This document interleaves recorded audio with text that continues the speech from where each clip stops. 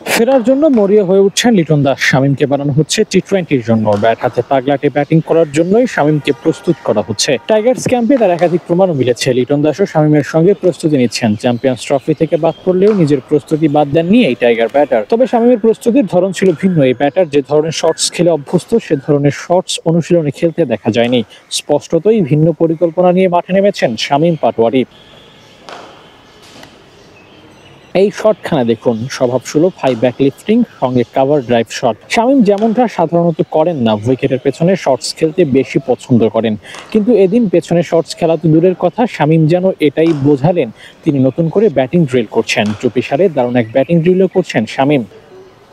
Leg side ওরিয়েন্টেশনে shorts খেলা কিংবা উইকেটের ব্যাক সাইড ব্যবহার করা, কোনোটাতেই শামীম একচ্ছত্র ভরসা করছেন না। শামীম চাইছেন তাকে নির্দিষ্ট কোনো পরিকল্পনায় যেন বোলাররা বেঁধে ফেলতে না পারে, যার কারণে সলিড ব্যাটারের রোলে নিজেকে প্রতিষ্ঠিত করেছেন এই ব্যাটারদের একাধিক শটস রাখতে হয় নিজেদের ভান্ডারে। শামীম এর আগে জাতীয় দলে খেললেও তার ভান্ডারে ততটাও সমৃদ্ধ শটস ছিল না যা এখন আছে। এই শটসগুলোই দেখুন, গ্রানাইট স্লাবের লেন্থের একটু পেছনে পড়ে লাফিয়ে ওঠা বলকে সহজেই মোকাবিলা করতে পেরেছেন।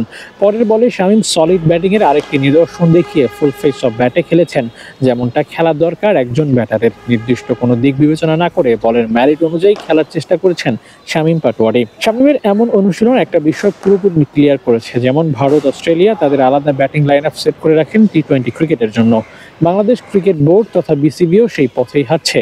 সবাইকে একযোগে সুযোগ করে না দিয়ে নির্দিষ্ট কয়েকজনকে সুযোগ করে দেওয়া হচ্ছে, আর সেই লিস্টে স্পেশাল নামটা বোধ হয় শামীম পাটোয়ারির। টি-20-র জন্য আলাদা করে ভাবতে হচ্ছে লিটনকে অবশ্যই তৈরি হতে হবে সাদা বলের জন্য। লাল বলে তার ফর্ম খারাপ যায় না, সাদা বলেই উপর নিচ হয়ে যায়। তবে এ থেকেও বের হয়ে আসতে হবে দাসকে, আর সেজন্য চেষ্টাও করে যাচ্ছেন লিটন।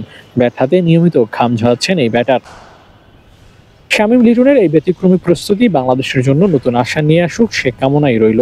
Abu Naim, sports Times.